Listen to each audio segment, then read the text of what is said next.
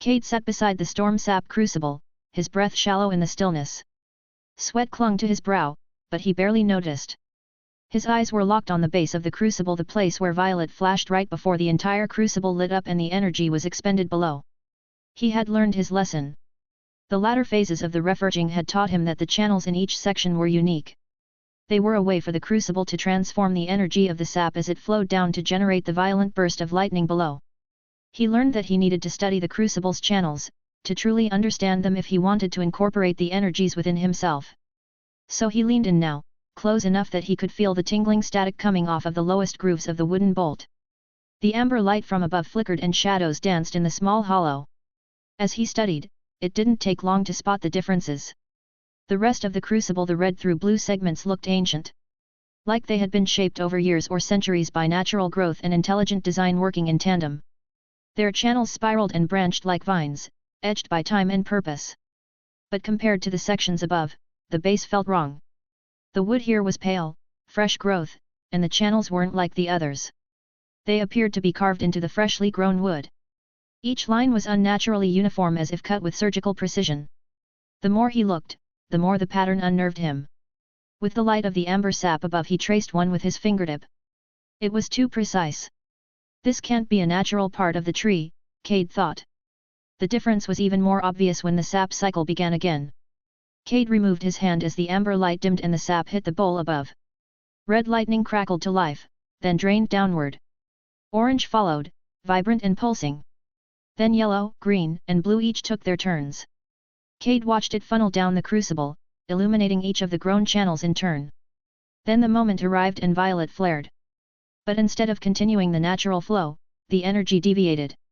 It was diverted away from natural fractal pathways and forced into the carved sections of the base. The lightning snapped from angle to angle, rigid and jagged, like it was being funneled into an alien language. Cade flinched involuntarily. There was something wrong about it. The other colors had flowed like living rivers, but this felt unnatural, like someone had carved instructions into the wood.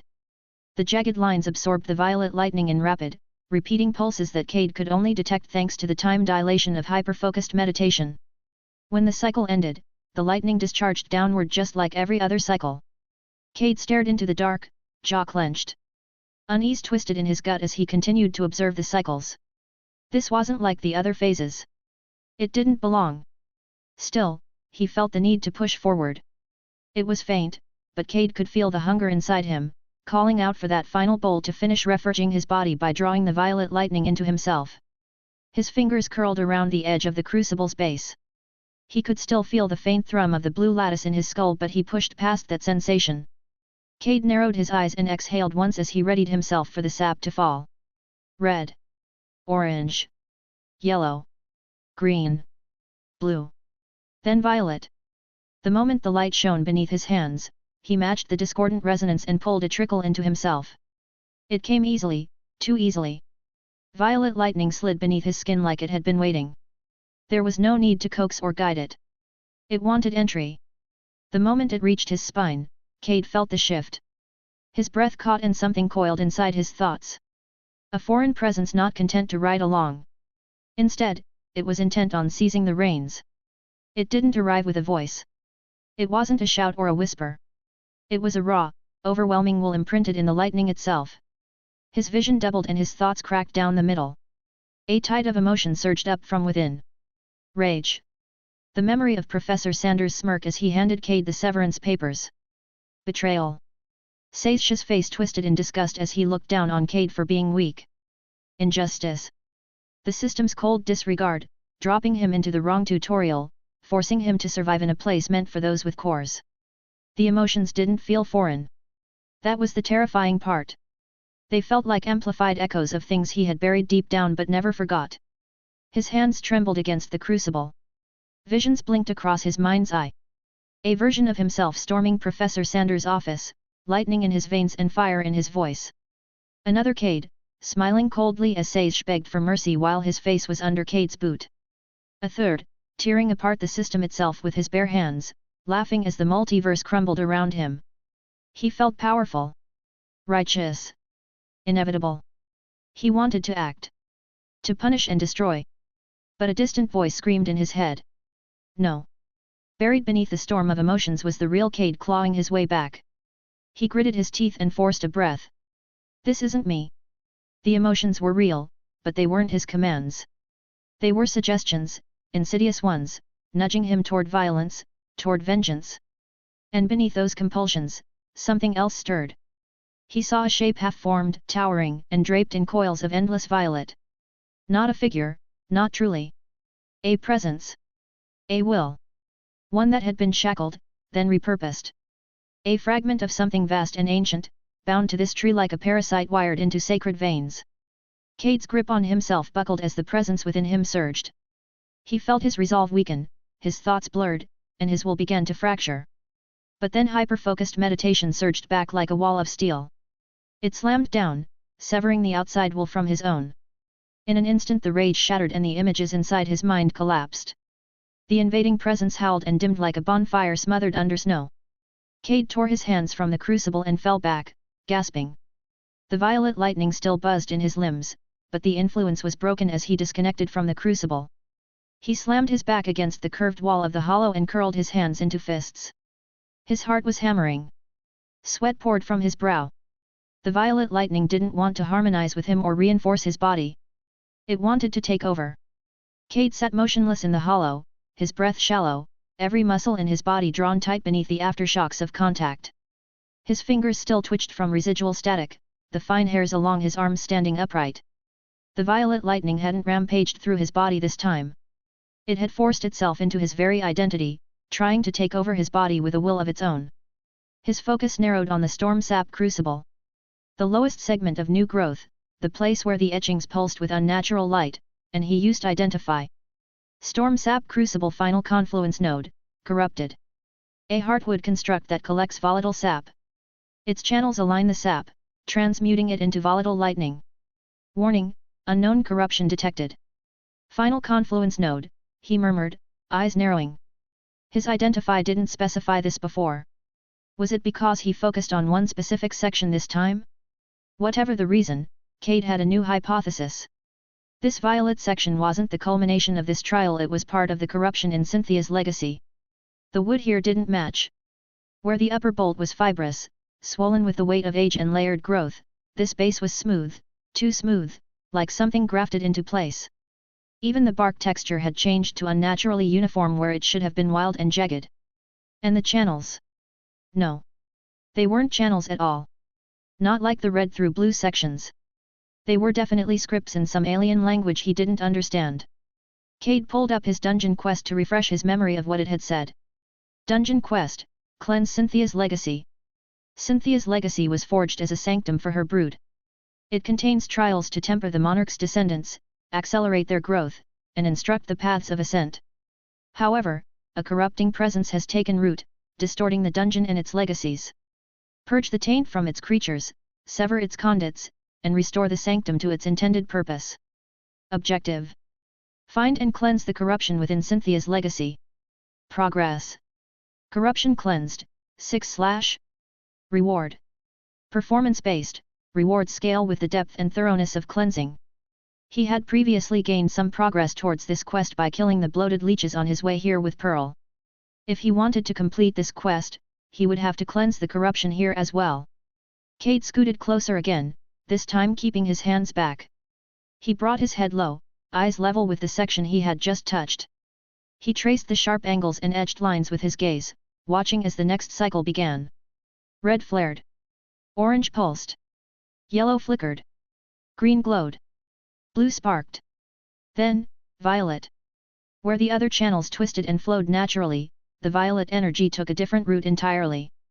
It didn't curve or spiral. It slammed directly into a natural-looking node and then shifted direction, forced through the short, harsh etchings of the script pattern. Over and over, the energy moved the exact same way. Rigid and repetitive. Each flicker of light echoing a command instead of flowing naturally. This definitely isn't part of the tree, he muttered, voice low. It was something else entirely. A foreign layer, imposed like chains on something once wild and alive. And Cade, when he reached for it, had almost become another link in the chain. He pulled away from the base, heart still thudding in his chest. If he wanted to finish this, if he wanted to cleanse the corruption in Cynthia's legacy and truly complete what had begun at the Ashen baptism, he would have to go back in. This lightning had a will that demanded subjugation, but he was confident he could guide it to a different path.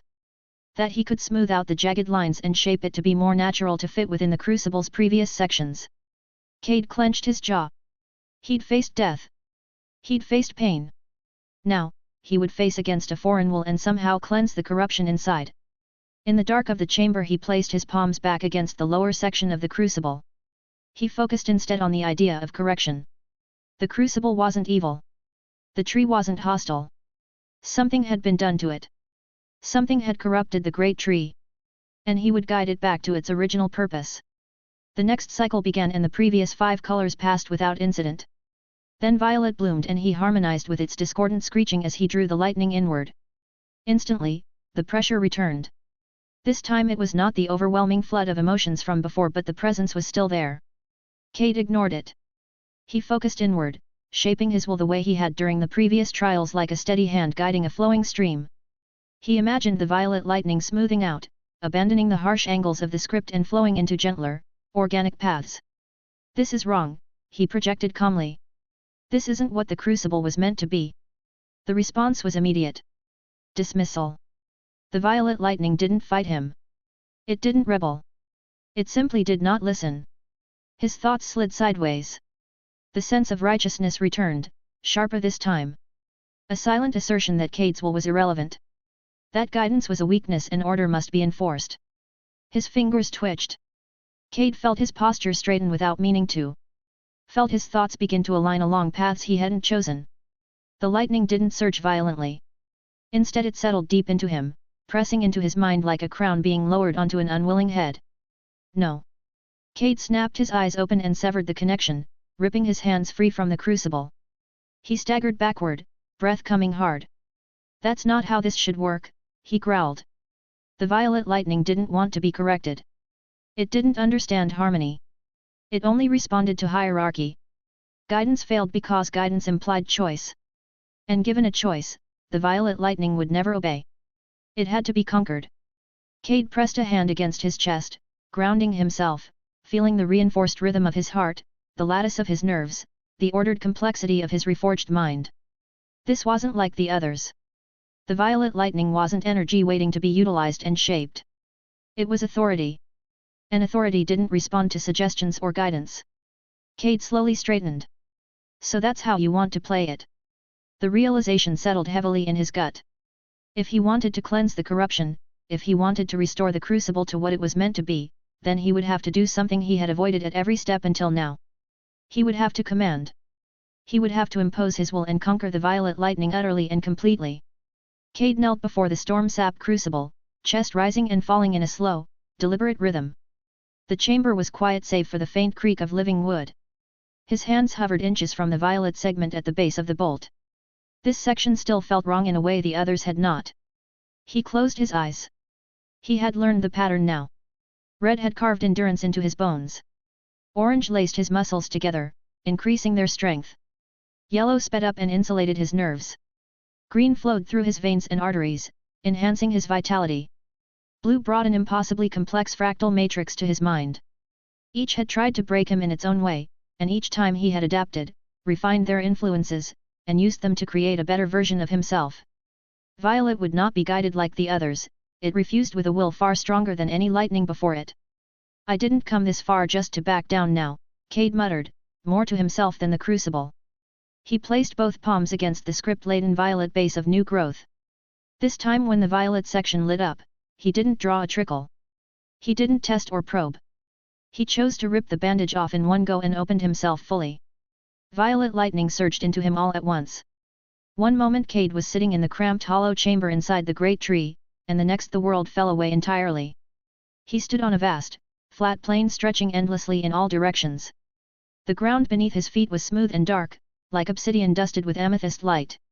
Above him, the sky churned a roiling sea of storm clouds split again and again by violent forks of violet lightning. Each thunderclap reverberated through his bones as pressure descended from above. Even the air itself was hostile. Cade felt it immediately, an old, gnawing tightness in his chest. The same one that had followed him long before the system. Before monsters and ash and lightning.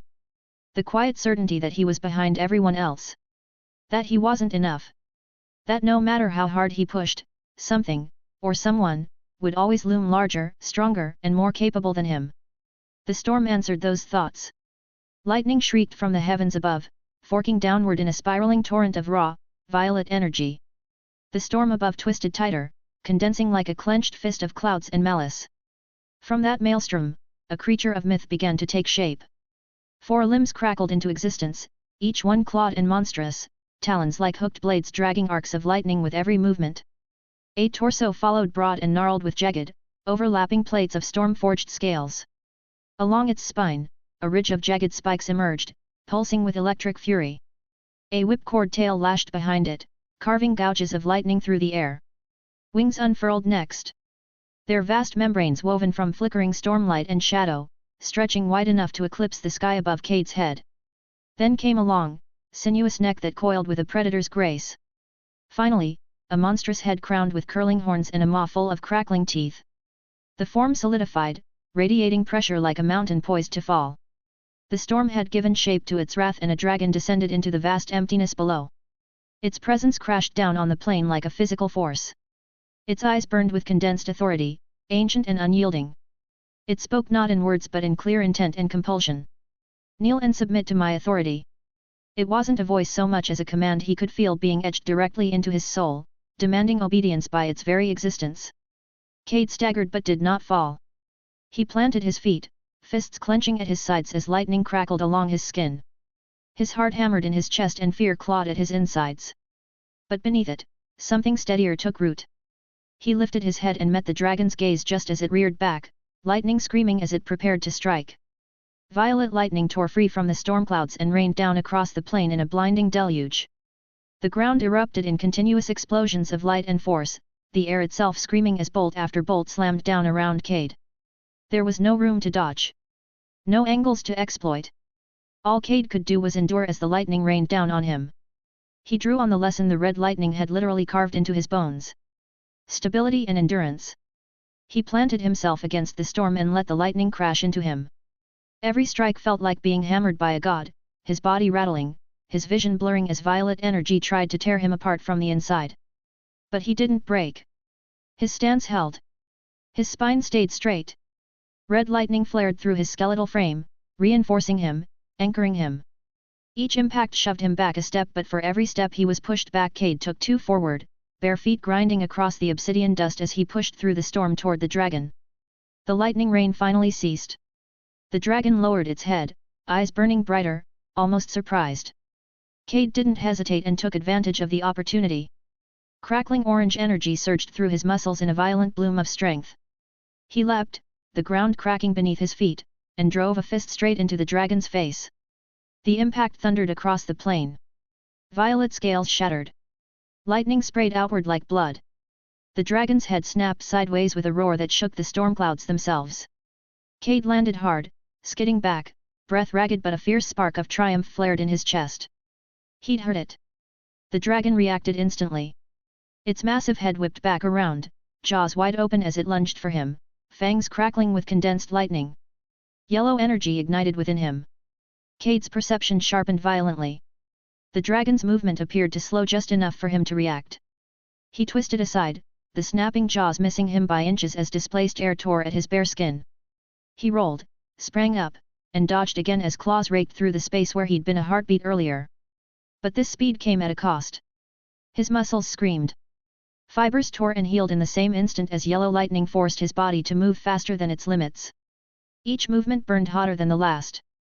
The dragon reared back, frustration clearly rippling through its storm-forged form. Violet lightning gathered around its head, thick and oppressive. The energy compressed down so much that reality began warping around its maw. Then it unleashed the attack. A projection of its vast, snarling head formed entirely of violet lightning hurtled toward Cade like a living cataclysm, jaws wide enough to swallow him whole. Cade tried to dodge out of the line of attack, but he wasn't fast enough. The onslaught hit him head-on and pain obliterated his thoughts. Violet energy wrapped around him, crushed him, invaded every cell in his body. The compulsion slammed down with overwhelming force. Yield to me. Kneel and submit. Cade felt his will buckle. The urge to give in was overwhelming. His very life depended on this. He needed to stop fighting, to let something greater than himself take over. He was drowning as the dragon's authority washed through him like a tsunami. His knees buckled and his vision began to dim from the sheer pressure he was under. Just when he was about to give in, to let it take over, he felt his heart beat. Thump! Green lightning surged outward from deep within his chest, lacing through his body in radiant lines. Warmth flooded his limbs as torn muscles knit back together. The crushing pressure eased just enough for him to breathe. The dragon recoiled slightly as it watched Cade's wounds close in real time. Enraged, the dragon drew in the violet lightning that pulsed around Cade's body.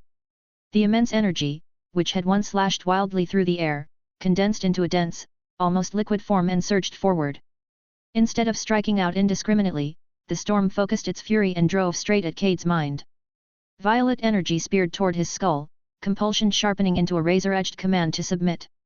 Cade screamed as it felt as if his very soul was about to crack.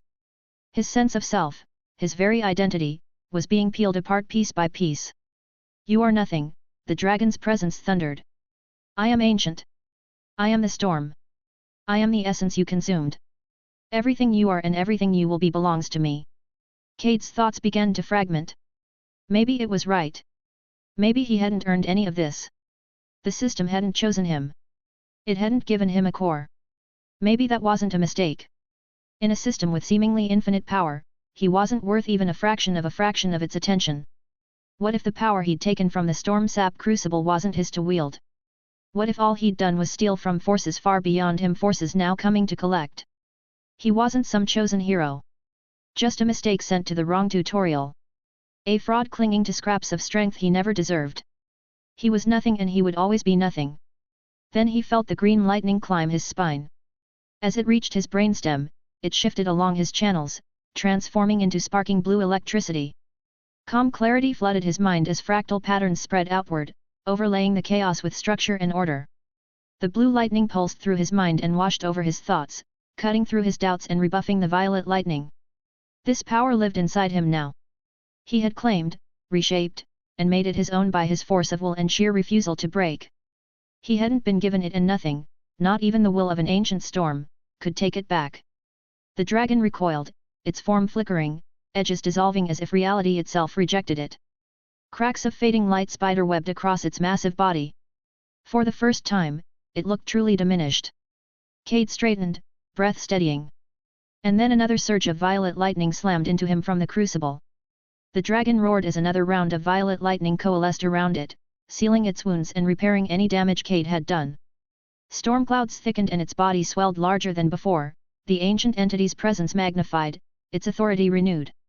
The plane trembled from the pressure the dragon exerted.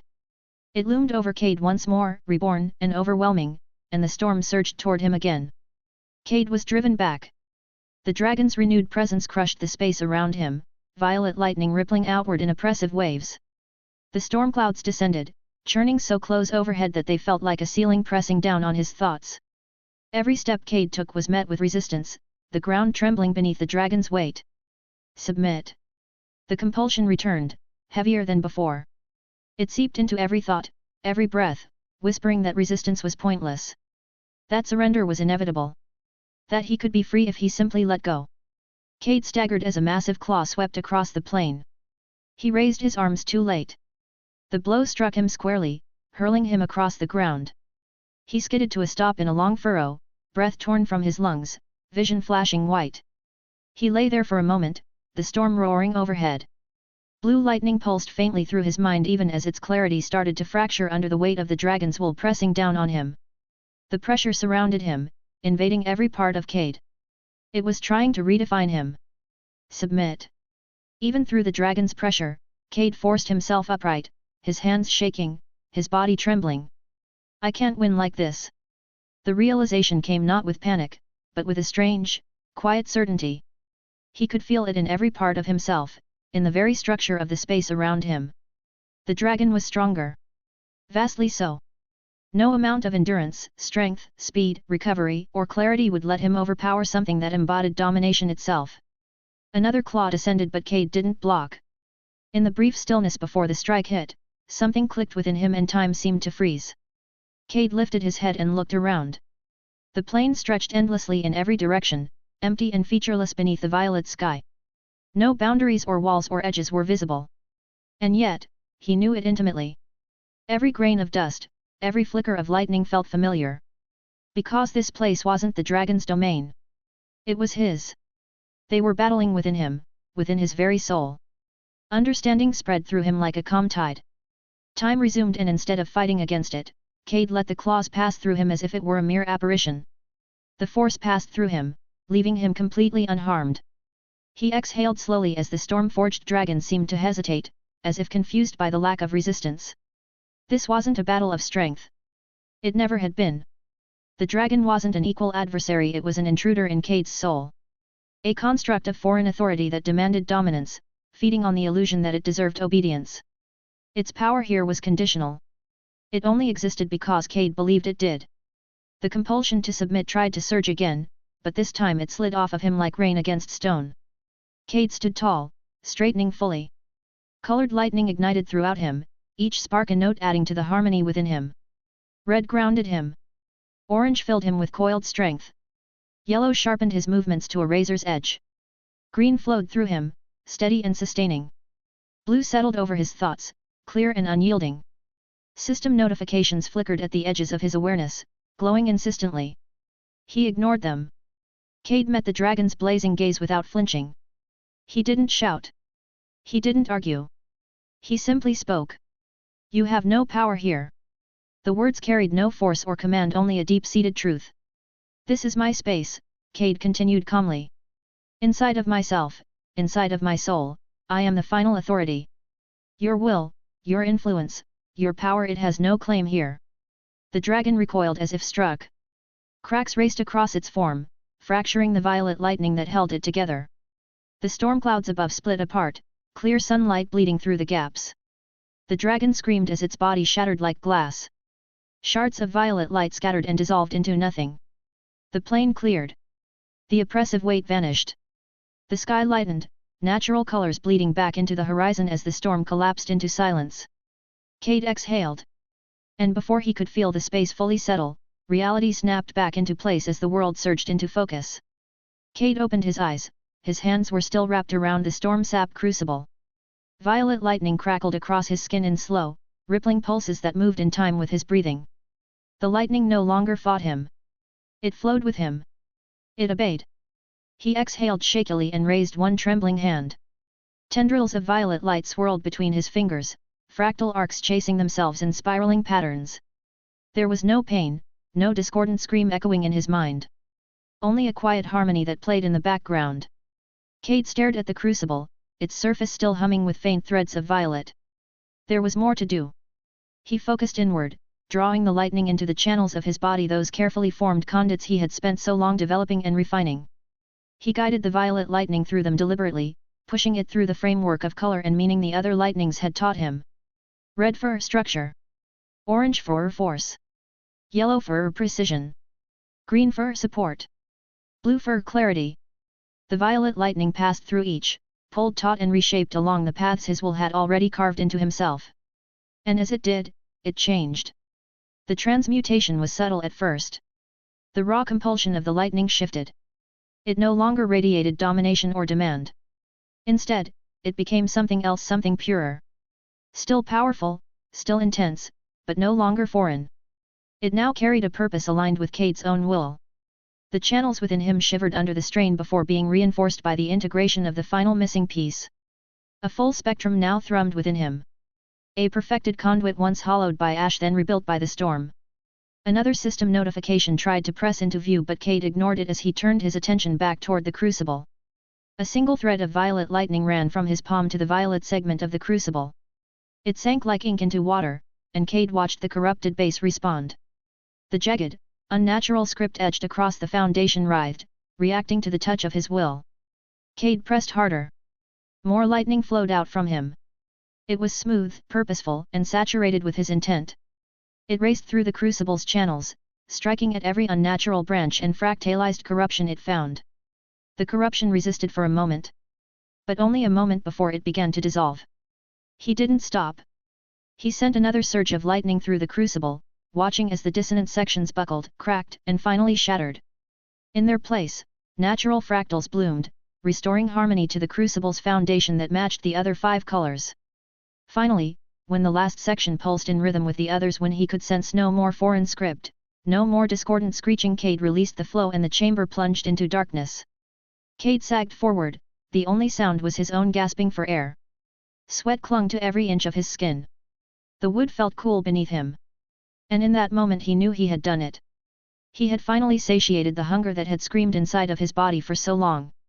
In the dark, cramped chamber within the great tree, Cade pulled up the system notifications he had ignored. Ding! Congratulations! You have overcome the will of Redacted. Law Seed, inviolable self created. Principle established, you are the final authority within yourself. Plus 15 willpower. Plus 5 wisdom. New title earned. Coreless Lawbearer, create a law seed without a system core. Plus 5 to all stats. Plus 5% to all stats. Body tempering, perfected Ash Tempest Confluence, unique, complete. Evolve race to human E to continue body tempering. Your title Reforged Body has been updated to Perfectly Reforged Body. Completely temper and reforge your body to perfection before core formation. Plus 10 to all stats. Plus 10% to all stats. Effect of all stats plus 10%. Dungeon Quest updated, cleanse Cynthia's legacy. The corruptive influence of Redacted within the Great Tree has been cleansed. Progress. Minor corruption cleansed, 6/100. Major corruption cleansed, 1/2. The sun bled through the canopy, slanting gold and crimson across the trees as Pearl padded ahead, spear in hand, her gaze fixed forward. The Walker Lily village had vanished behind them, swallowed by the forest as they made their way towards the trial grounds. Cade's footsteps behind her were heavier and clumsier than hers, but not entirely graceless. He was learning, even if it was slower than she would have liked. So, he said, splashing lightly as he stepped over a puddle, what's the deal with the leeches? Pearl glanced back. His face was open, curious. Human faces were so loud. All their emotions just, laid out for everyone to see. What deal? You guys are seemingly all pacifists, but when it comes to leeches they're kill on sight. She blinked. What does pacifist mean? His explanation made her croak softly. A word for what her people had always done: preserve life when they could, take only when necessary. Yes, she said. That is our way. We do not kill unless it is for food or the cycle. But leeches? They were different. Not of the cycle. She tried to explain, and to his credit, Cade listened. Really listened. He even compared the leeches to a disease, a thing called cancer, and she found herself surprised by how apt the metaphor was. Too much life, he'd called it. Growth without balance. Not as dense as she feared. Still mostly dense, though. The light drained slowly from the sky, and the conversation dwindled. As the canopy thickened above them, Pearl slowed. Sound travels far in the dark, she said, keeping her voice low. And things in this part of the swamp hear better than they see. We should not speak from here. Cade nodded and they walked on in silence. But Pearl's thoughts were anything but quiet. She should not have brought him. Second Elder Verosk had tasked her with the trials early, before she thought she was ready. Because she was the only one of her cohort to walk all 3 paths, because her aptitude with the paths was stronger than the others. Because the elders had no one else. And now she was not even allowed to face the trials alone. Cade wasn't part of her path. He was a stranger, lost and fumbling through a world he didn't understand. And worse yet, she was responsible for him. Pascal's face rose unbidden in her thoughts. Bright-eyed and brave, she remembered his every feature clear as pure water in her mind. A mistake she hadn't been able to undo.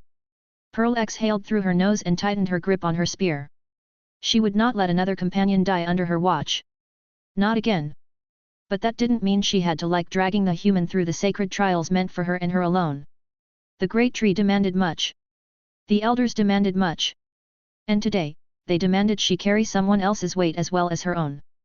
The still water stretched out before them, a mirror of dark glass disturbed only by drifting debris and the occasional flick of something unseen beneath the surface.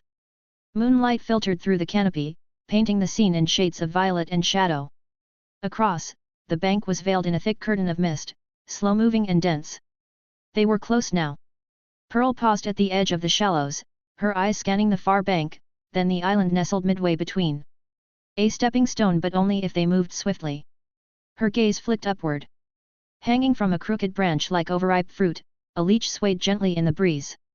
Its slick, bloated body was the length of her arm, tapering to a point like a grotesque seed pod. She pointed it out to Cade, then made the hand sign, "Observe. Stay alert." He squinted into the dark, nodded. Good. At least he understood the basic signals. Pearl stepped into the water. It lapped against her thighs, warm and thick with decay.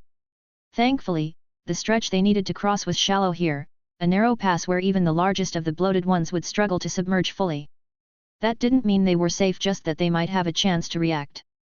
She moved forward with practiced precision, each footfall silent despite the muck. Cade followed behind her, not perfect but quieter than before. He was learning. She supposed that counted for something. Then she heard it. A faint splash. Pearl turned in an instant. The hanging leech was gone. The ripples spread from where it had dropped into the water, and already she could see it gliding just beneath the surface, honing in on Cade like it could smell his weakness. It probably could. He didn't even notice. He was staring around like an eager hatchling on his first forage, eyes wide with wonder, utterly unaware of the predator drawing closer. Poor human, she thought. He couldn't even sense something about to suck his essence dry. She didn't hesitate. Pearl pivoted sharply, her spear slicing low through the water and driving straight between Cade's legs. The weapon struck true with a crunch of ruptured flesh and a spray of dark ichor. The leech spasmed on the end of her spear, still writhing as she lifted it clear. Cade yelped and leapt backward, alarm edged across his face. Did he really think she was attacking him? Pearl scowled and showed him the squirming leech skewered on her spear. He stared at it too long, fascinated or horrified, she couldn't tell. With a grunt, she yanked it free and hurled it back into the water. Let the others feast on it instead of them. But the damage was done. Cade's startled cry had been too loud. Already, she could hear more splashes. Faint at first, then growing. Dozens. Maybe more. The floodgates had opened. Pearl tensed, body coiling into readiness. She flicked her spear toward the small island ahead. Go. Move. Fast. The moment Cade understood, she surged forward, cutting a path through the water. Leeches closed in from all sides. She could feel them ripples too sharp, too fast. Shapes writhed beneath the surface, angling toward the warmth of their bodies. Pearl killed the first before it breached. Then another. Her spear darted like a striking serpent, each thrust met with a wet burst and the reek of ruptured corruption. But there were too many shapes slipping past. They were beset by a swarm. They reached the island just in time. She vaulted up and spun, already driving her spear through the first to follow. Cade stumbled after her, climbing up and nearly losing his footing, but he made it. They didn't speak. No time. The leeches surged onto the island, squirming across the wet earth in heaving waves, long, thin ones that slithered like ropes, squat ones that bounced, and bloated abominations that dragged their weight forward with single-minded hunger. Pearl lost all thought as she became motion. She weaved around Cade, her spear a blur of wood and blood. Every motion was instinct, each strike clean and lethal. But she hated every kill. Even these corrupted things had once been part of something. But that thought made what she had to do here worse. They were never part of the cycle. But they were still alive. Still struggling to exist. And she was ending them. She grit her teeth and stabbed again. Then one slipped past her. It lunged toward Cade, and she turned too slow. But he didn't freeze. He swung his tortoise shell like a club, bashing the leech aside with a crack. Another he knocked off with a twist of his shoulder. It wasn't elegant, but it worked. Pearl blinked. Maybe the shell wasn't such a foolish tool after all. She considered its value not just for him, but perhaps even for herself. Something to ask him about later. Her thoughts fractured as another leech launched from the edge. This one was faster, more agile. Cade grabbed it with bare hands. She stared as he slammed it into the earth and brought his shell down in a brutal arc. The leech popped like overripe fruit, spraying gore across his chest and face. He stood there afterward, stunned, face twitching. Pearl narrowed her eyes. First time, then. His first kill. She only hoped he wouldn't break from it. Cade stood there, still as stone, the remains of the leech dripping from his body and shell. His face had gone slack, his gaze unfocused. Pearl recognized the look. Shock. The kind that crawled beneath the skin and hollowed out the breath. She had seen it before. When the youngest of her clutch mates had gone into the marshes and not come back. When Pascal had frozen while a tortoise's shadow fell over them. That wide-eyed stare before the soul made a choice whether to return, or not. Cade, she snapped. His head jerked toward her. The haze lifted in his eyes, just enough to register the two leeches that had slipped past her perimeter. They were coming fast, undeterred by the steaming gore still painting the island. He reacted faster than she expected. One was batted aside by his shield. The other, he stomped. Hard. The impact squelched, spraying gore up his leg. Not elegant. But effective. Pearl gave a small croak of approval, barely audible, but genuine. He was still shaky, but she no longer had to protect him entirely. He was moving, responding to the swarm as the leeches tried to envelop them. And most importantly, he wasn't broken by his first kill. Together, they fought. She carved, slashed, and spun, her body flowing through each motion as the leeches surged around them. Cade kept close, using the shell to bash anything that got too close and shouting warnings when he spotted movement from behind her. Would he die if she wasn't here? Absolutely. But to her mild surprise, he might take a few down with him. Still, she was here. And while she was, nothing would lay fangs on the human's neck. The swarm began to thin. The slick ground was littered with twitching bodies. Some of the leeches had begun to turn on the corpses of their kin, gorging themselves on what remained. The frenzy was breaking, their instincts reverting to easy prey, essence already spilled and ready for the taking. Pearl slowed her pace, panting to catch her breath. Cade was gasping beside her, his face pale but alert. The water was still again.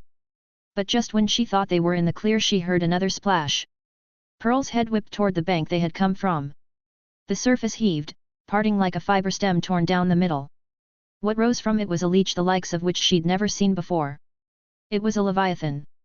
10 meters long, 1.5 meters thick, bloated with hoarded essence. Its body pulsed as it moved, undulating forward with appalling speed. Pearl froze, blood draining from her face. Cade turned toward her, his eyes wide. Yet he didn't move. Was he really considering fighting it?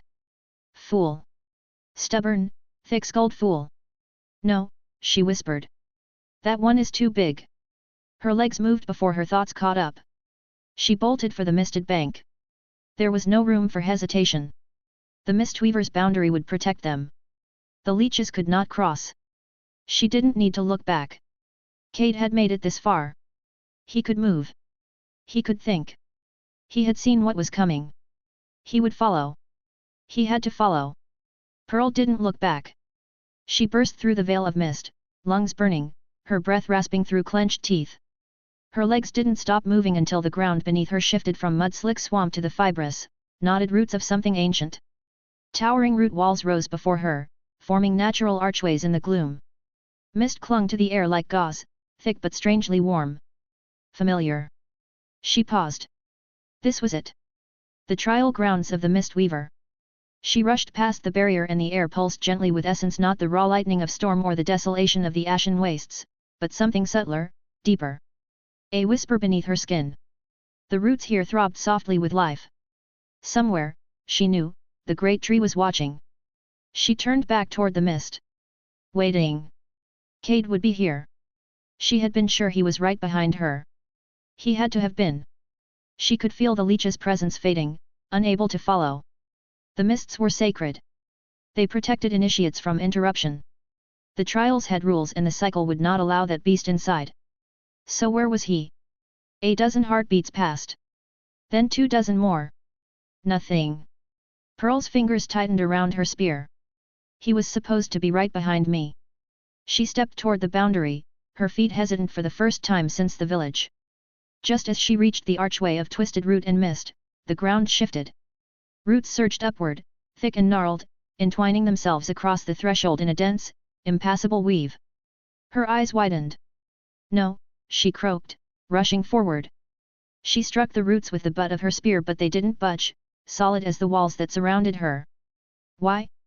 She thought. Why won't it let me go back? She pressed her palm against the bark.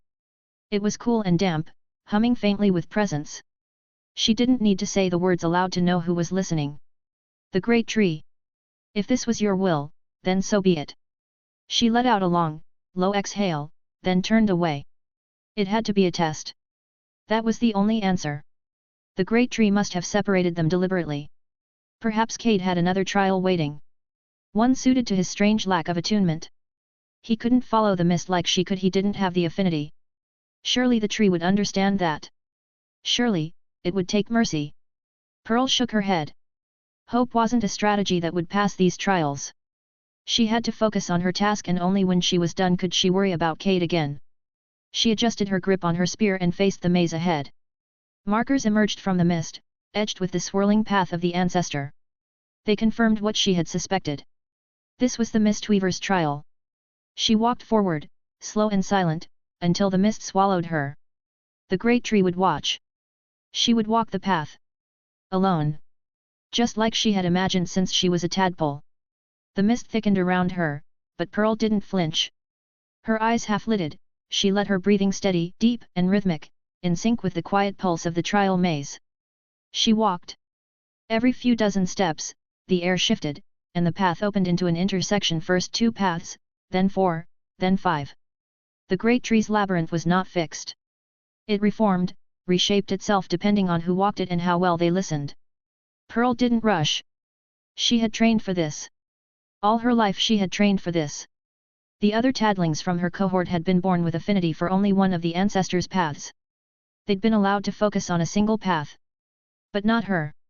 Pearl had shown early signs of all 3 ancestral weavings. And because of that, the elders had expected her to be more. A walker of all 3 paths. A symbol of convergence. And now, with Verosk's command still echoing in her memory, she had been sent to complete the trial alone. Except she wasn't alone, was she? Not entirely. He was supposed to be right behind me. She clenched her jaw, forcing the thought out. No distractions. At the next junction, she slowed. There were 4 branching paths, veiled in mist. She brought 2 fingers to her brow and breathed in deep. Weave. The world shifted. Her senses slipped sideways. Essence moved soft and responsive to her. The mist gathered to her call, forming currents barely perceptible to the eye. One of the paths pulsed gently in answer. She followed. 6 more intersections passed this way. Each time, she reached out to the mist, and each time, it responded. The rhythm of the maze soothed her. But then came the 7th junction. 3 archways stood before her. Left. Right. Center. She inhaled, drawing the mist inward, and called again. But this time, nothing came. She blinked. Again, she tried, but the mist didn't move. Pearl frowned and stepped toward the center path, her eyes narrowing. Then she heard it. A voice. Pearl. It froze her blood. Pearl, it's me. No. It couldn't be. She took a step forward, staring into the mist. Pascal, she whispered. Yes, the voice came again, bubbling with joy. You came, you finally came. The great tree saved me. I've been living with her ever since. I'm safe, Pearl. I'm safe. Her chest tightened. But, you died. The ash tortoise. No, the voice cut in, firm now. I survived. The tree protected me. She said you would come. That if you followed my voice, I could guide you to her. The mist swirled. It felt warmer now. More inviting. Pearl's heart screamed that this couldn't be. The cycle did not return the dead. But her soul remembered Pascal. His laugh. The way he used to hum to the mushrooms before harvesting. The way he'd trusted her, even when she had failed to protect him. He sounded like him. He felt like him. She stepped forward into the center archway, breath hitching. Pascal, she whispered again, almost a prayer. Please be real. Pearl had been wandering the Mistweaver's maze for 7 days. Even through the ever-thick mist, she could feel the passage of time. The light changed with the sky above, golden with day, deep violet with moonlight, dim blue beneath thick clouds. Her people had always taught that time didn't exist in the labyrinth, that the mist would play tricks on your senses. But Pearl had learned to track the subtle cues, condensation patterns, temperature shifts, the scent of dew. And in those 7 days, she had failed more times than she could count. Every junction tested her. Every path whispered its own lie. The great tree did not present its lessons plainly. Each mistweaver was tested differently, she knew that much from the songs. But the songs had been maddeningly vague. The trials were always described in metaphor, mist becoming memory, crossroads becoming spirit threads. What they didn't tell her was how often the tree would use voices from the past to pull her off course. Voices she trusted. Voices she loved. She cursed herself aloud more than once. She had listened and she had followed. Maybe that was why the mistweavers traditionally walked the maze in groups, so they could catch each other when one faltered. Where one might fall to a ghost's temptation, another could break the illusion. Together, they could anchor each other. But Pearl was alone. A future elder must walk alone. And now, she understood why. The trials were more than just a test of skill, they were a test of discernment. Of knowing truth from falsehood. Of choosing correctly when no one was there to guide her. She'd whispered those lessons to herself as the days dragged on, mist ever shifting, her body aching from sleeplessness and hunger. And finally she made it through. At the end of the 7th day, Pearl stepped free of the maze. And she saw the great tree with her own eyes. It defied imagination. Pearl had seen depictions of it since she was old enough to croak. Carvings and songstones. Water-brushed illustrations passed from elder to elder. Murals woven from ancestor-spun threads. But none of it compared to this. Its trunk rose into the sky beyond sight, an ancient tower of bark and breath that seemed to hum with the cycle itself. Its canopy stretched out so far it blanketed the entire horizon, a green-gold roof that filtered sunlight into dappled brilliance. And its roots, 8 of them each wider than even the teaching lily, arched outward and downward to the ground below like arms embracing the world. She stood there, barely breathing. This was the heart of her people. The anchor of the ancestors' legacy. And now, she too had reached it, bone-tired and soul-wrung, but still standing. Below the massive trunk, between the giant root pillars, lay the entrance to the Stormcaller's trial, the hollow beneath the great tree. Pearl could just make it out from where she stood. She remembered the songs of Sil, the great ancestor who had breathed this tree into existence in a single act of weaving. She'd always thought those tales exaggerated, poetic. But now, standing before this living monolith, she believed. Sil hadn't just been strong in the 3 paths. She had become them. She had blended them like threads through a loom, forming something no single path could make alone. Pearl touched a hand to her abdomen, just above her core. One day, maybe if she passed the trials, if she became elder, she too could weave something that lasted this long. Something worthy of the cycle. Something beyond the songs. She exhaled slowly, then began her descent toward the hollow beneath the great tree. With every step, unease crept deeper into her limbs. The air felt wrong here. Too still. Too heavy. The essence beneath her skin hummed faintly, like a warning she couldn't quite translate. Then she saw the first thing that didn't belong. A leech. It dangled from the underside of the great tree, suspended from a thick root tip like a grotesque fruit. Its body was bloated and dark, tinged an unhealthy purple that caught the dim light filtering down. It swayed slightly, slick flesh glistening as it pulsed. Pearl froze. This one was large. Not the largest she had ever seen, but big enough that she would need to be careful. Big enough that a careless approach could get her killed. Still, it wasn't so large that she couldn't handle it. One clean strike, properly placed, and it would fall. She adjusted her grip on her spear and continued forward, slow and silent, her steps precise as she slipped from shadow to shadow. Then she saw the second thing. A shell lay near the center of the hollow, half-shadowed beside a pool of still water. Pearl stopped dead. Her eyes locked onto the unmistakable curve and pattern of an ash tortoise's shell. It lay on the ground, dull and pale against the dark soil, its surface scarred and lifeless. Her heart skipped. The ashen front shouldn't be here yet. No ash tortoise would ever reach the great tree before the front arrived. And yet there it was. She crouched behind one of the massive root pillars, keeping the leech in her peripheral vision while she studied the shell more closely. Recognition hit her like a spear to the gut. That wasn't just any shell. It was his. Cade's. Unlike living ash tortoises, whose shells shimmered with faint pearlescent essence, Cade's shell had always been dull off-white and grey, like something burned hollow and left behind. Structure without vitality. A relic stripped of everything but form. Her throat tightened. But Cade wasn't here, he couldn't be. Her eyes scanned the clearing quickly. No movement or footprints. No sound but the faint gurgling of the leech up above. How could he have gotten here before her? He had no affinity for mist weaving. The maze should have held him for days, weeks, even. If the great tree had taken pity on him and guided him through faster, it might explain the shell. But then where was he? A sick thought surfaced. Had he hidden beneath the shell, like he had when she first found him in the ashen wastes? If so, the leech above would have sensed him immediately. Pearl's gaze snapped back to the dangling creature. It wasn't nearly as massive as the one that had chased them through the still water, but it was large enough. More than enough. And something else was wrong. She frowned, studying the hollow more carefully.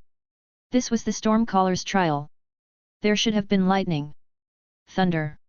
Energy rippling through the air in rhythmic pulses. The stories said the lightning fell like a heartbeat, steady and relentless. But the air was quiet. No storm or charge. Just the leech, the shell, and the pool at the center of the hollow. How was anyone supposed to pass the trial like this? As she stared upward, trying to make sense of it, she noticed the root tip the leech was hanging from began to glow. Violet. Pearl's breath caught. The color was wrong. Lightning was many colors but never violet. Her instincts screamed at her to move. She ducked behind the root pillar just as the air snapped tight with power. Essence surged so hard it made her skin prickle. A heartbeat later, thunder crashed through the hollow. Pearl flinched as the sound rolled through her, vibrating through bark and bone alike. She braced herself for the wet, explosive rupture she had been expecting, the violent end of a leech foolish enough to drink from the great tree's wrath. But it never came. No spray of gore or collapsing body. Slowly, cautiously, Pearl leaned out from behind the root pillar. The leech was still there. It dangled from the glowing root tip as if nothing had happened, its bloated body swaying gently. Its flesh was wholly intact. Pearl's eyes widened. That shouldn't be possible. Her gaze darted from the leech to the root tip and back again. The violet glow dimmed, then faded entirely, leaving the hollow in tense silence once more. "What are you doing?" she whispered. Leeches fed on essence drawn from living flesh. That was their nature. Plants and trees did not carry essence in a way the leeches could consume. Especially not the great tree. The ancestor wove its body of paths so deep and layered that no parasite should be able to touch it. And yet, the leech shifted, its body pulsing faintly as if savoring something unseen. Pearl swallowed hard. Had this thing adapted? Had corruption twisted it so far that it could feed directly on the trials themselves? That thought made her stomach churn. She stayed where she was as the root tip flared again, violet light bleeding through the bark. This time, she didn't retreat. She needed to see. The air crackled, static raising her skin like prickle bark. Thunder boomed once more but no bolt struck the ground. Instead, the violet energy flowed into the leech. Pearl watched in horror as veins of purple light spread beneath its slick flesh, racing outward from where it clung to the root. The creature convulsed, not in agony but in something far worse, contentment. Its body tightened and grew more compact, the purple hue deepening as it absorbed the power meant for the Stormcaller's trial. Her breath came shallow.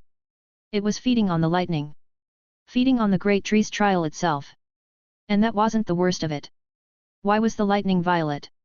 Stormcallers did not call violet lightning. Not in any song, not in any teaching passed down from the ancestors. Lightning answered the call of the storm, shaped by the caller's path and understanding. Red for stability. Orange for strength. Yellow for speed. Green for deep nourishment.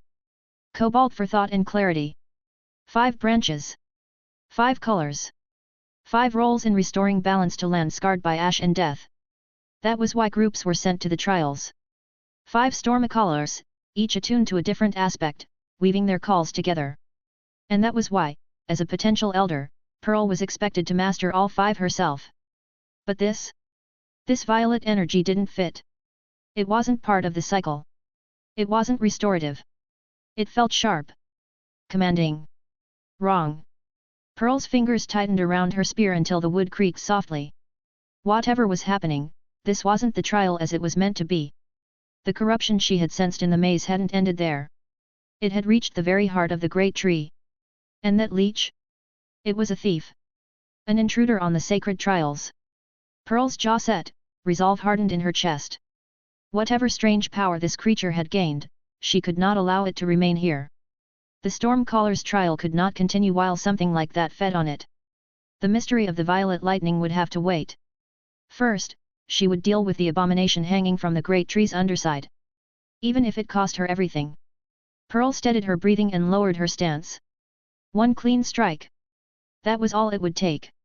The leech was bloated, heavy with stolen power, but it was still suspended. Vulnerable. If she timed it right, if she struck while it was distracted by feeding, she could end this before it realized she was there. She angled her spear, eyes locked on the center mass of the creature. The song said lightning fell from the great tree in a steady rhythm, like a heartbeat. If she waited for the next pulse, the leech would be focused on greedily devouring the great tree's power. She waited. And waited. And waited. The root tip remained dark. Pearl frowned. This wasn't right. The Stormcaller's trial was never silent for long. Lightning was meant to fall often, frequently enough that a caller could feel the rhythm and answer it. That constancy was part of the test. Control did not come from force but from harmony. But no lightning came. A slow unease crawled up her spine. Had the leech disrupted the rhythm entirely? Had it drained something vital from the root tip? No. That was impossible. The great tree was older than memory. Nothing should be able to exhaust it. It had survived cycle after cycle. Even as the ashen front devoured everything around it, the tree was always stable. Still, she could not wait forever. Pearl shifted her grip on the spear and began to move. She advanced with care, keeping her steps light. The leech swayed faintly above the pool, its body pulsing with residual violet light. It hadn't sensed her yet. Good. She crouched, coiling power through her legs. Essence surged from her core, flowing cleanly and smoothly through muscle and tendon. She focused everything she had into a single moment. Then she leapt. Pearl launched herself upward in a powerful arc, spear held in both hands. She twisted midair, driving the spear down toward the center of the leech's body with all her weight and momentum behind the strike. The impact rang out like wood striking stone. Her spear didn't pierce. The shock jolted up her arms, rattling her teeth. For a split second, disbelief froze her mid-motion. Her spear should have punched straight through. This leech wasn't nearly large enough for its hide to be that durable. But even as the tip failed to penetrate, the force of the blow ripped the leech free from the root tip. They fell. Pearl twisted instinctively, tucking and rolling as she hit the ground. She landed hard but clean, muscles absorbing the impact as she sprang back to her feet. The leech slammed down several meters away with a wet, meaty thud. No time to hesitate. Pearl surged forward, spear flashing. She struck again, driving the weapon down with precision, pinning the creature against the earth. The ground cracked slightly beneath the force. Still no penetration. The leech writhed beneath her spearhead, its flesh bulging and flexing. With a sickening ease, it slipped free, rolling away as if her weapon were nothing more than a nuisance. Pearl's chest tightened. This was wrong. They clashed again and again. Pearl darted in, struck, and withdrew, her movements sharp and efficient. The leech lunged and recoiled, its massive mouth snapping inches from her legs. But no matter how clean her angle or how perfect her timing, her spear could not pierce its hide. And no matter how fast the leech moved, it couldn't catch her. It was a stalemate. Then the leech did something she did not expect. It reared back as its entire body began to glow. Violet light pulsed beneath its flesh, brighter and brighter, until the air around them crackled violently. Pearl felt the pressure spike, the unmistakable buildup of storm energy, but twisted and warped. Corrupted by the foul abomination before her. Her eyes widened. Impossible. The leech opened its mouth. A blast of violet lightning erupted outward. Pearl threw herself sideways, the bolt screaming past her in a flash of blinding light. The thunder cracked so loudly it felt like her bones would split. Heat washed over her skin, close enough to sting. She skidded across the ground, heart hammering.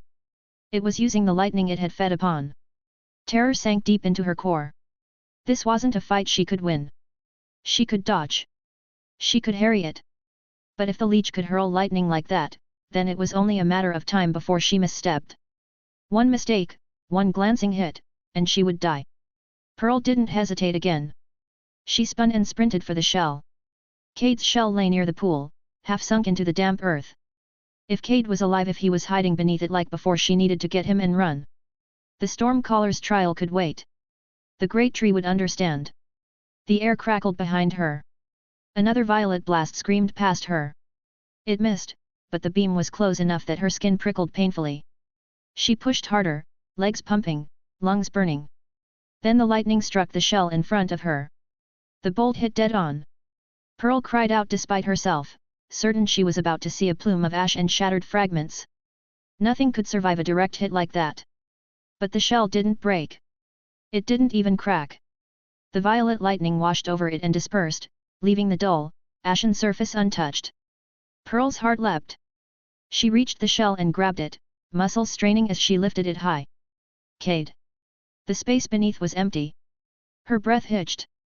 No blood. No remains. Just bare empty ground. Agony clenched around her heart. Had the leech already devoured him? Had she been too late after all? The air screamed again behind her. She didn't have time to mourn. Pearl dove beneath the shell and dragged it down over herself just as another blast of violet lightning struck. The impact thundered overhead, rattling her bones, but the shell held. The lightning slid across its surface and vanished, leaving her untouched beneath it. Pearl pressed herself low, heart pounding, mind racing. She was trapped. Pinned beneath a shell, hiding from a monster that wielded lightning like a weapon. She held her breath and listened as the leech shifted nearby, violet energy crackling in the air once more. Another blast of violet lightning crashed against the outer surface. The noise was deafening. Thunder rolled through the hollow beneath the great tree, reverberating in her chest like a drumbeat of doom. But still, the shell held, not even a tremble in its frame. She didn't understand it. Nothing should be this resilient. Not against that much raw power. She risked peeking through the shell's narrow head slot. The leech was closer now, pulsing with that unnatural violet glow. It squirmed and hissed in the air, curling its massive form as it prepared another attack. The root tip it had once clung to no longer glowed. No more lightning fell from the great tree. The trial was broken. Twisted and corrupted by this foul creature. Pearl was still staring when something else caught her eye. A shape falling from above. No, someone falling from above, from the underside of the great tree itself. The form looked strange but slightly familiar. For a single disoriented moment, Pearl thought it might be Cade. Maybe the great tree had retrieved him from the maze and protected him from the foul creature attacking her. Maybe he'd made it through the Stormcaller's trial some other way. But as the figure fell closer, she saw it clearly. That was not Cade. Cade was skin wrapped over bone. He was so thin and frail that he would have been blown away by a passing breeze. This man was broader, more solid.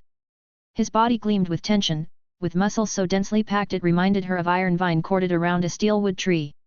Even from her low vantage beneath the shell, she could feel the weight of his presence. He landed with a heavy thud, cracking the ground and sending up a puff of dark earth. Right in front of the leech. Pearl's throat caught. She wanted to scream, to warn him, to tell him to run. But her words would be useless. He was human. Without the second elder's mucus they didn't share songs. He wouldn't understand. The leech's body reared back, its mouth opening wide, violet energy pooling behind its fanged maw. The man just stood there. Pearl squeezed her eyes shut. The blast would hit any second. It would burn him alive. No creature could survive that kind of force.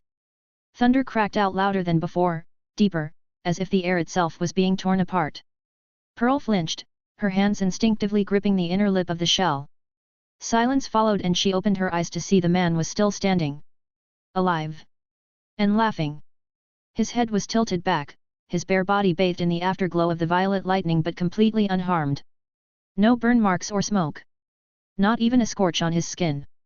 He took a slow step forward, toward the leech. Pearl watched, slack-jawed, as the creature began to charge another blast. Lightning gathered again in its core, but the man didn't falter. He didn't even raise his arms in defense. He just lifted one hand and caught the lightning. It slammed into his outstretched palm and vanished into him like water into a thirsty pitcher plant. The violet energy poured into his arm, lighting up his veins in branching patterns of raw power. He inhaled sharply, as if breathing it in. When the leech stopped firing, he lowered his hand. Then he moved. Pearl barely had time to register it. One moment he was standing still. The next, he was on the leech. The creature tried to recoil, to twist away, but the human was faster. His hand slammed down, not onto the leech's tough hide, but through it. Pearl blinked. The flesh yielded, parting around his fingers like soft mud. Her stomach turned as blood and purple-tinted slime erupted from the puncture. The man didn't flinch. He brought his other hand down. Together, they pulled. The leech screamed a high, wet, tearing sound that vibrated the earth.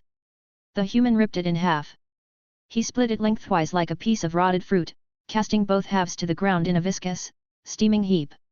Pearl stared, frozen beneath the shell. What had she just witnessed?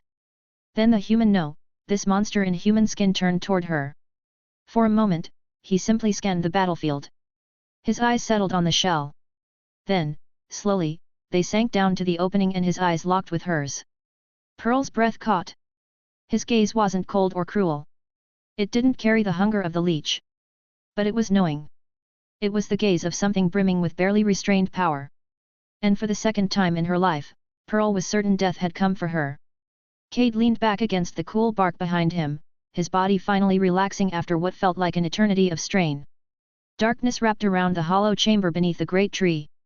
The storm no longer screamed in his blood. The ache of hunger straining at every cell of his being was quiet for the first time since the ashen baptism.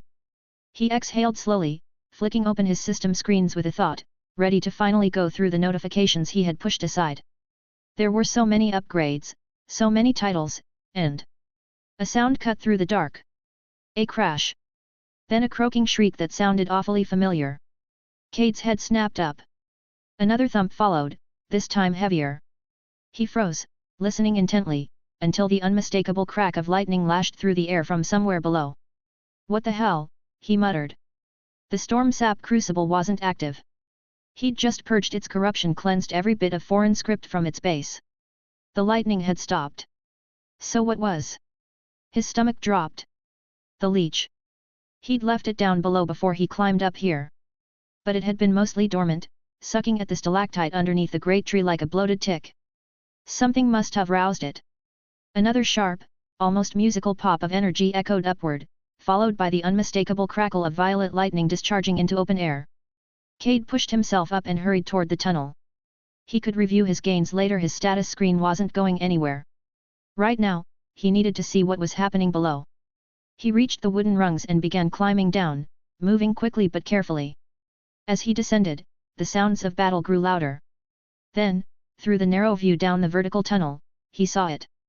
The leech, massive and coiled, reared back, purple lightning threading across its grotesque hide. And something darting fast and bright orange just out of view. He narrowed his eyes. An orange blur. A small body. It whipped around just as the leech let loose a shrieking blast of violet energy. No, he breathed. Pearl. She was down there. Fighting the leech. He pushed himself faster down the rungs, nearly slipping as adrenaline surged through his newly reforged limbs. He couldn't stay up here while she fought that thing alone. She had protected him more than once on the way to the great tree. Now it was his turn. Then her voice echoed up through the tunnel. Cade. He froze for the briefest instant. She had spoken, not just chirps or grunts, and he had somehow understood her. There was no time to wonder how. She needed help. He was almost at the bottom now. Through the opening below, he caught a glimpse of the leech lumbering forward, its maw beginning to glow again, another beam forming. It slithered toward something. Toward his shell. She's hiding under the shell, he realized. Smart. The same shell had shielded him from the storm's wrath before she had found him. It had shrugged off the storm's lightning, it would have no issue with whatever the leech could throw at it. Pearl had no way of knowing that, but still, she'd chosen well. Cade didn't wait. He pushed off the last few rungs and launched himself down into the hollow, angling his body between the leech and the shell. He hit the ground hard, but exactly where he wanted. The impact thudded through his legs, but thanks to his newly enhanced body, he stayed upright. The leech snapped its head toward him, shrieked, and unleashed its blast of violet lightning. Right at Cade's chest. He didn't flinch. The violet lightning surged from the leech's maw in a blazing arc, lashing toward Cade like a whip forged from pure hatred. It struck him square in the chest. Cade didn't know what he had expected to happen, but he certainly didn't expect it to tickle. It actually tickled.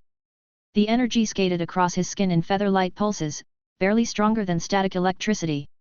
It was laughably ineffective. So much so that Cade actually let out a startled chuckle, and before he could stop himself, the laugh deepened into something fuller, incredulous, and entirely amused. "You've got to be kidding me," he said between breaths, grinning. The blast of lightning continued for another few seconds before sputtering out. The leech hissed, its bulbous form rippling as it reared back to charge again. Cade shook his head slowly, wiping tears from his eyes with the back of his hand and taking a single step forward. "This is what I ran from a few hours ago," he asked, laughing under his breath. The leech coiled again, then released another beam of violet energy. Cade didn't dodge. He lifted a hand casually, letting the lightning wash over his palm. As the arc touched his skin, Cade willed the lightning inward. It responded instantly. Violet energy crackled down his arm, harmonizing with the refined channels in his body. He inhaled deeply as the leech's lightning was drawn in. There was still a lingering will embedded in the energy and echo of the leech's desire to destroy. But it was weak. Cade's own will crushed it like a twig.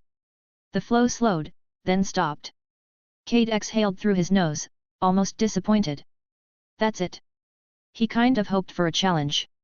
After the storm sap crucible, after the soul-racking pressure of the violet storm dragon's wool, this felt pathetic by comparison. He flexed his fingers. There wasn't even a tinge of strain. Not even the whisper of resistance. He ignored the leech for a moment and looked back toward the shell. Pearl was still hidden. He couldn't see her, but somehow he could feel her presence now. She had saved him before. Time to return the favor. Cade looked back at the leech and launched forward. The leech flinched, clearly sensing something had shifted. But it was too slow.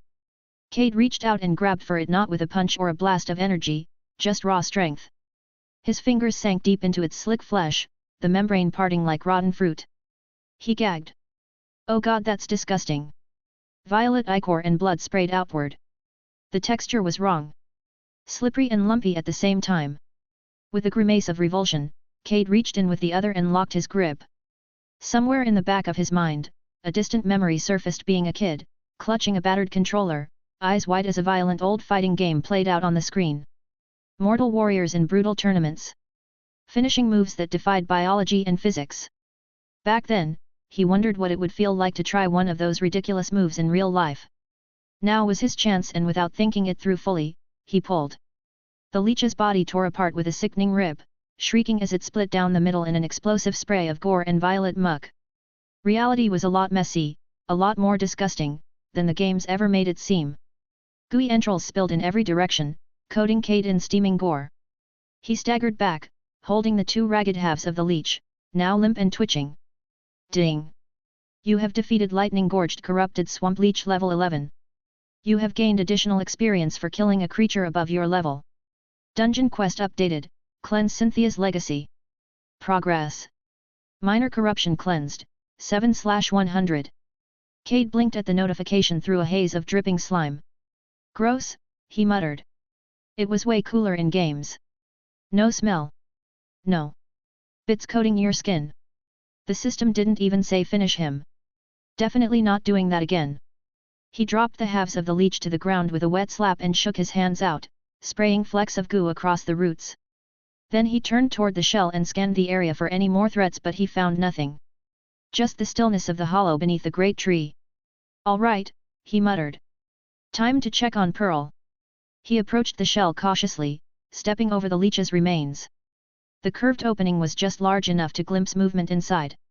He crouched, wiping his face clear of slime, and leaned toward the opening. "Hey Pearl," he said gently. "It's safe now. You can come out." There was silence for a moment. Then, two bright orange eyes peeked out at him, wide and wary. Pearl stared at him in stunned silence. And Cade stared back, utterly relieved she was okay. He stepped back from the shell and lifted both hands, palms out, trying to look as non-threatening as a slime-covered human possibly could. "It's dead," he said, keeping his voice calm. "You're safe now." For a long moment, nothing happened.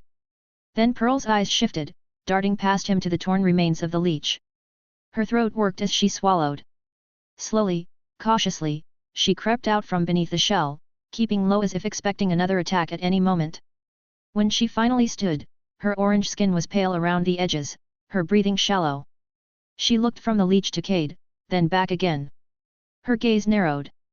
How can I understand you? She asked, voice quiet and edged with disbelief.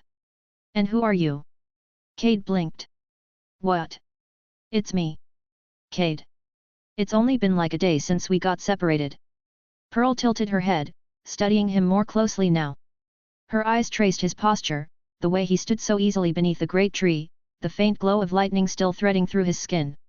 She stared at his face, searching for something familiar. Slowly, her eyes widened. Cade, she said again, uncertain. He grimaced and glanced down at himself. Okay, I'll admit I probably look a little different. Pearl took a hesitant step closer. Then another. She circled him, eyes sharp, noting the way his movements flowed without strain, how the air itself seemed to settle around him. When a human forms their core, she said to herself, their presence changes. Their song deepens. Cade scratched the back of his head. Yet. I didn't form a core. Pearl stopped dead. You, didn't, she repeated. Then what happened to you? She looked genuinely rattled now. No core, Cade confirmed. Not yet, anyway. I just, reforged my body.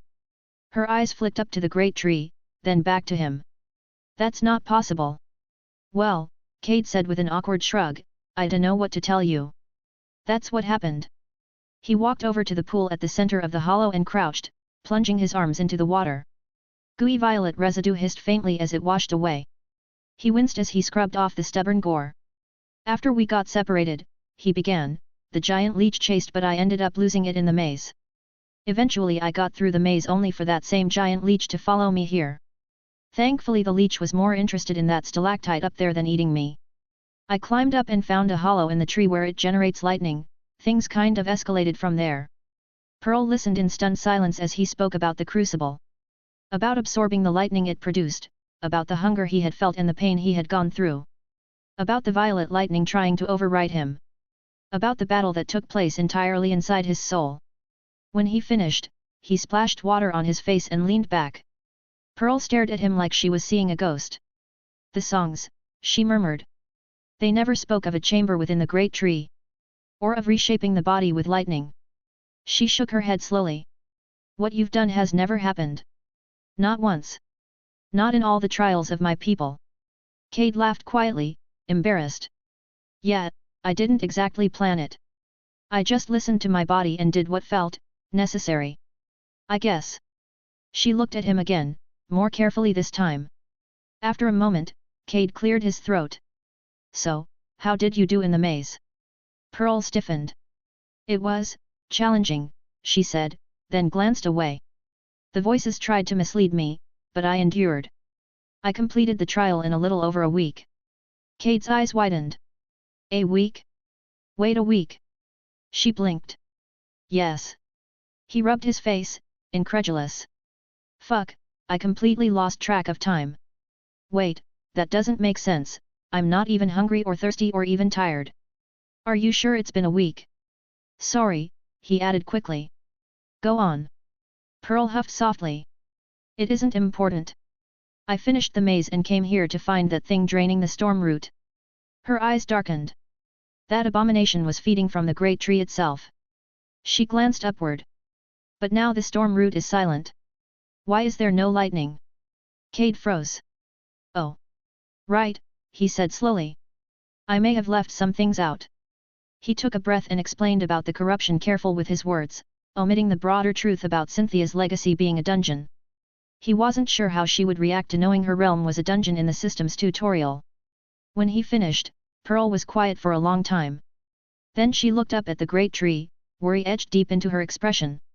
Pearl's gaze stayed fixed on the thick, twisted stalactite that she called a storm root above. Its bark was no longer glowing, no longer crackling with lightning. It just hung there, still and silent. Do you think, she asked quietly, it will come back? The lightning, I mean. Cade followed her eyes upward, his own brow furrowing. I don't know, he admitted. I don't see why it wouldn't unless I screwed something up. He grimaced and scratched the back of his head again. I don't think I did. I mean, I made sure every last piece of corruption was purged and that the channels were back to normal. It should be healing. Probably just needs time. Pearl let out a long breath, not quite a sigh. It should have returned already. The storm root is supposed to release lightning in regular intervals. That's how the stormcallers complete their trial, by calling down the lightning and grounding it into the soil to bless the land. Her voice was taut with restrained tension. Right. Cade scratched again, wincing slightly. Well, maybe it's just taking a little longer to recover. There was a lot of corruption. Like, a whole dragon of domination trying to overwrite my soul level of a lot. She didn't respond. After a long moment, Pearl stepped away from him and walked over to one of the root pillars near the chamber's edge. She lowered herself into a seated position, folding her legs into a meditative posture, her hands resting lightly on her knees.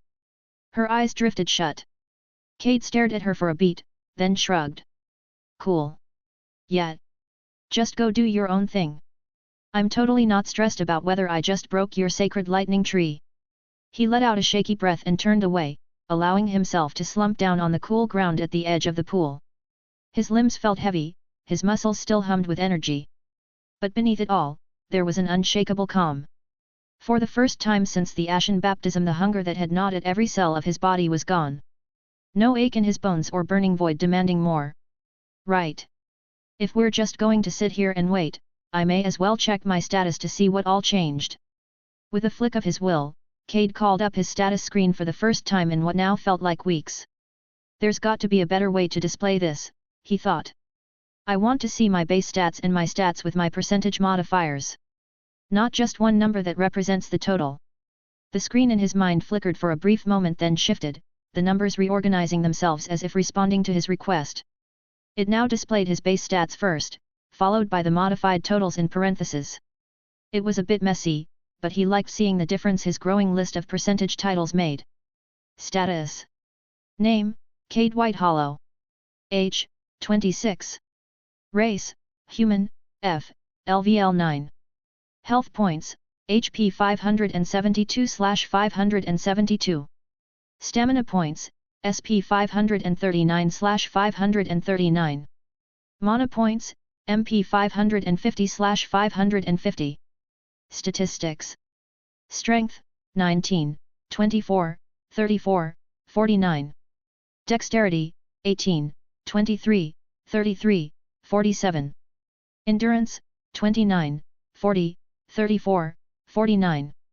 Toughness, 16, 20, 31, 44. Vitality, 25, 35, 35, 52. Wisdom, 17, 22, 37, 53. Intelligence, 20, 26, 35, 50. Willpower, 24, 31, 54, 78.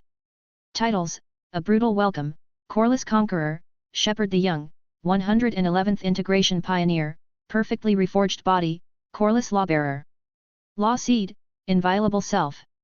Quests, Tutorial Quest, Lords of the Swamp, Dungeon Quest, Cleanse Cynthia's Legacy.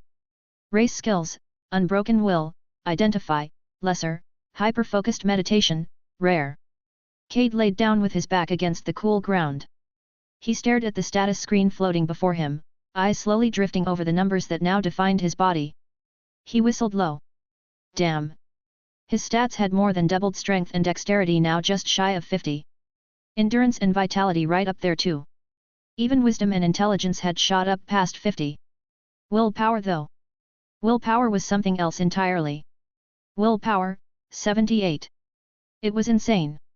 Not just some minor post-battle bump from leveling his race or a handful of extra points like when he'd killed the Lords of the Swamp or evolved the first time. The Cade who had crawled into this dungeon wouldn't have stood a chance against the person sitting here now. Maybe Verosk knew more than he let on, Cade muttered, eyes fixated on the screen. He hadn't just found a treasure, he'd claimed it. Taken its power and reshaped himself with it. Not by the system's hand. Not by some gift or prompt or randomized reward. But by his will. His choice. All of his stats were off the charts compared to what they'd been before. The titles he gained alone were worth a celebration.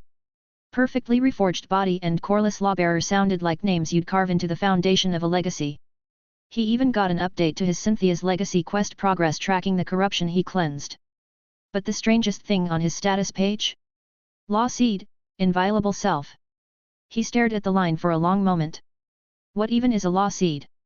The system didn't offer any hints, but even if he didn't know what it was, he could feel its presence inside of him. Like a little nugget humming deep inside his chest. No one had mentioned law seeds, not Pearl or Verosk or anyone from his tutorial group. Esmeralda had mentioned something about the laws that bind when she was introducing him to the storm seed. Was that related to his law seed? If it had been something basic, surely it would have come up by now. Still, before diving into that particular mystery, there was one other puzzle demanding attention. His race now read. Race, human, F, LVL 9. He blinked at it, then frowned. I evolved? The last time that happened, when he moved from rank H to G, the system had dragged him into a white space and put every cell in his body under a pressure washer. He remembered it clearly. This time? Nothing. No prompt or white room.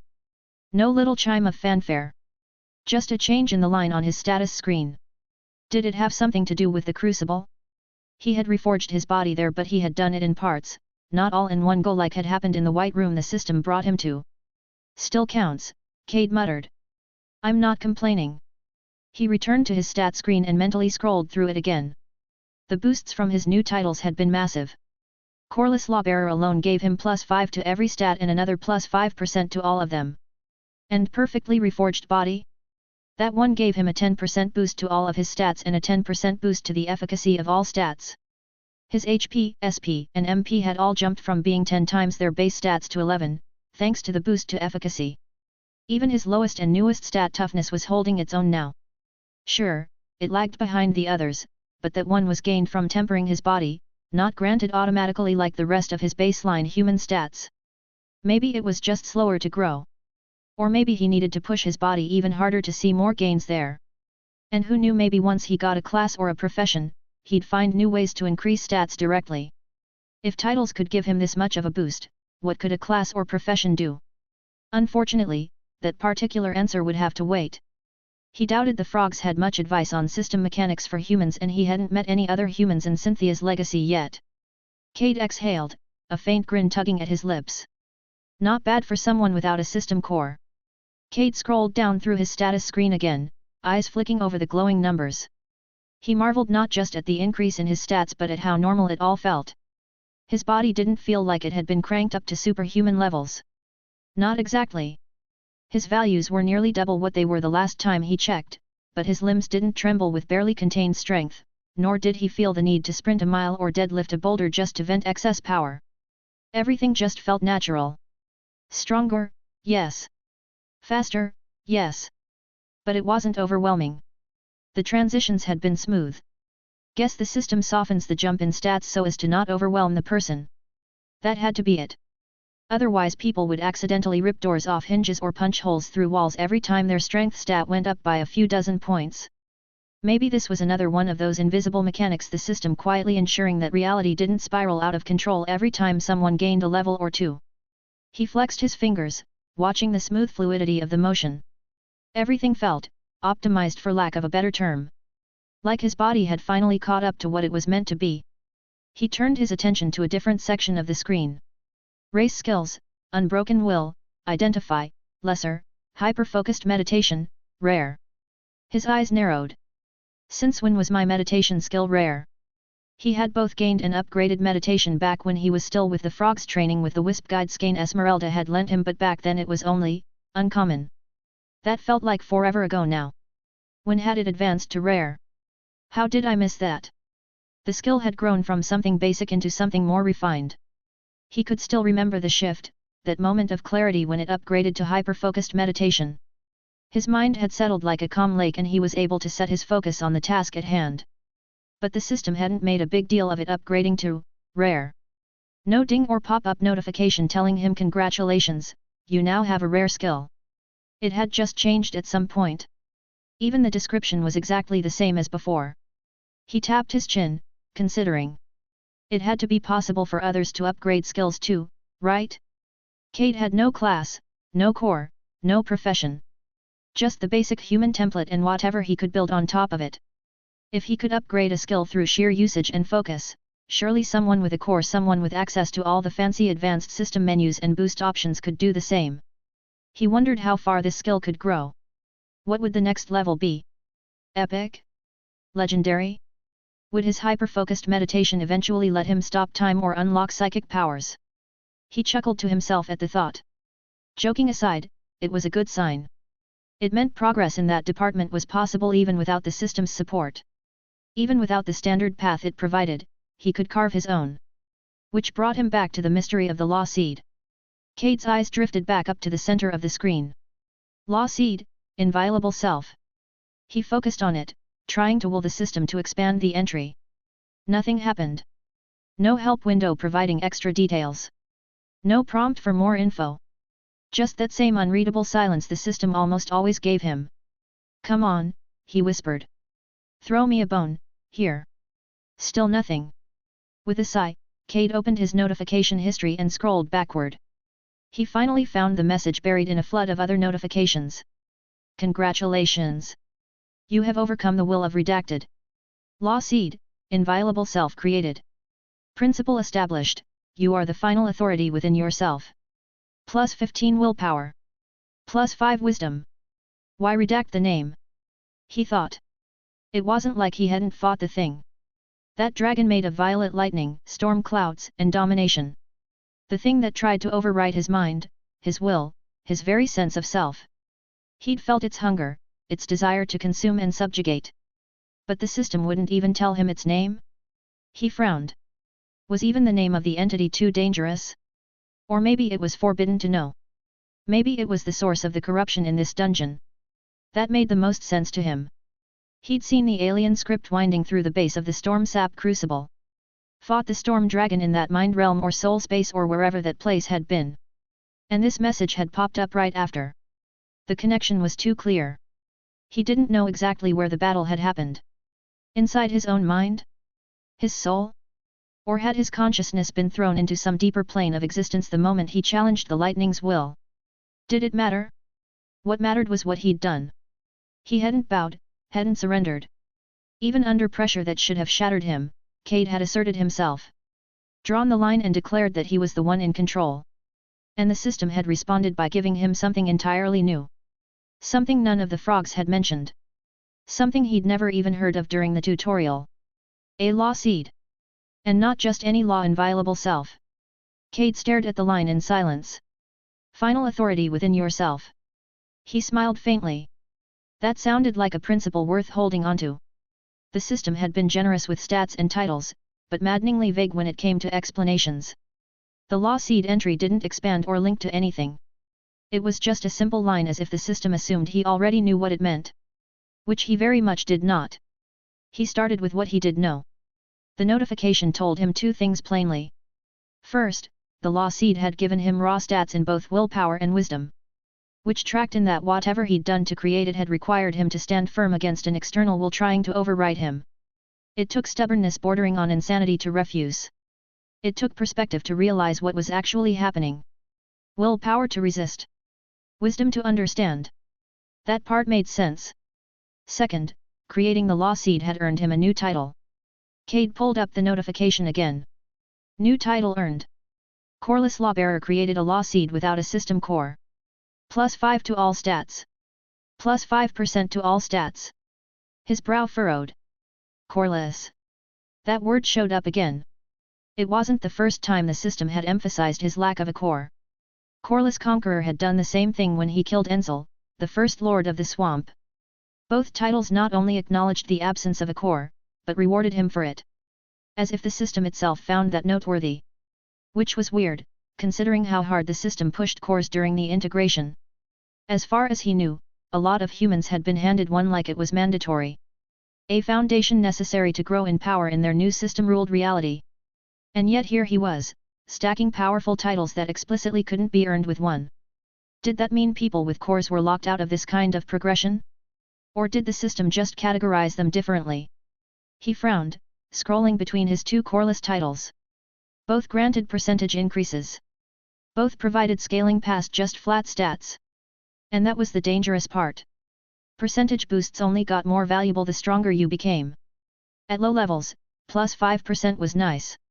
At high levels, it would be a monstrous advantage. Which brought him to another question.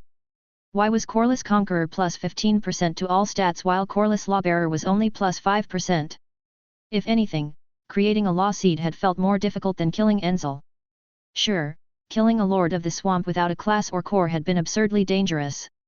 He'd nearly died multiple times. If Enzel hadn't underestimated him, or if the timing had been even slightly different, Cade would have been food in the snake's belly. But the law seed? That hadn't been about physical death. It had been about losing himself, his very sense of identity. If he'd failed against the Violet Dragon, he didn't think his body would have dropped dead on the spot. He would have still lived, but it wouldn't have been him anymore. He would have become a vessel. A husk of his former self, animated by someone else's will. Cade grimaced. "I'd rather die," he muttered. The thought made his stomach churn. That kind of existence stripped of agency, of choice, felt worse than any battlefield death he could imagine. At least death ended. In his mind, a fate where he was forced to exist under someone else's will was worse than death. Maybe the system considered killing a lord without a core more dangerous in a raw, statistical sense. More likely to end in termination.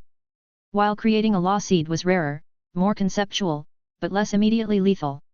Or maybe he hesitated at the thought law seeds were just the beginning. A seed, after all, wasn't supposed to be big yet. It was the very beginning of new growth. Cade exhaled slowly and stared at the law seed entry again. If titles were recognition of what he'd done, then maybe a law seed was recognition of what he was becoming. Something that didn't fit neatly into the system's existing boxes. Something that couldn't be handed out during integration. Something you had to carve into existence yourself. He stared at the glowing line on his status page, law seed, inviolable self, and felt the weight of it settle into his thoughts again. So what the hell was a law seed? While the system didn't explain it, Cade wasn't without other resources. He had his brain, and more importantly, he had years of obsessively reading fantasy novels. Back when his biggest problems were paying rent and pretending his boring job was what he wanted, books had been his escape from the mundane reality he was forced to live in. Now? They were his reference manual. In more than a few of those stories, power didn't just come from levels or experience bars. It came from understanding. From grasping the fundamental forces that governed existence and bending them through clarity of thought, will, and belief. A lot of those novels called that mysterious power system the Deo. Others had different names, but the idea was always the same. Concepts had meaning and meaning had power. And those who truly understood a concept could embody it. Manifest it. Shape the world with it. Cade had always liked that idea. Now he was starting to think the system liked it too. Law seed, he said aloud, testing the words. The more he considered the phrasing, the more sense it made. A seed wasn't something finished. It was the beginning, it was potential. Something that could grow if nourished and cultivated. And the concept he'd forged was simple enough in theory: inviolable self. The principle that within him, there was something that no outside force could touch. No corruption or foreign will or lightning dragon tyrant could control what lived at the center of who he was. Not unless he let them. It was the only thing in this world or any other that belonged to him unconditionally. That belief had saved him from being taken over by the violet lightning. It had saved him from becoming another puppet of the corruption that had been devouring the storm sap crucible. Cade's brows furrowed as he rubbed his thumb against his palm. If that's what a law seed is, then maybe it's not just power. Maybe it's a direction. Not a class or profession, but a path forward. He couldn't help but grin at the thought. Back in Earth's pre-system world, the Deo was often translated two ways. The first was path, the route someone walked through life. The second was more abstract, the hidden mechanics of reality. A law seed, then, might be the system's version of that latter definition. A manifestation of one's understanding of how something worked, whether internal or external. Cade's understanding just happened to be internal. He was the constant. He was the last defense. He was the only one who got to decide what took root in his mind or soul. Assuming there was a difference between the two. Cade still wasn't sure about that. All of his review and assessment had left him wanting to move, to continue pushing forward in his advancement. Growing so much in such a short time was an addictive feeling, and he already wanted more. He looked over to Pearl, who still sat silently. Her posture was straight, her breathing even, her hands resting on her knees. She was still meditating while waiting for the great tree to produce lightning again. But the storm sap crucible above wasn't producing lightning. He looked back at the status screen. If the law seed really was some kind of foundation, maybe he could build on it. Maybe he could grow into something stronger. He wasn't sure if that meant unlocking more seeds or cultivating whatever strange path he found himself on. But he knew this much. He wasn't going back to who he was before.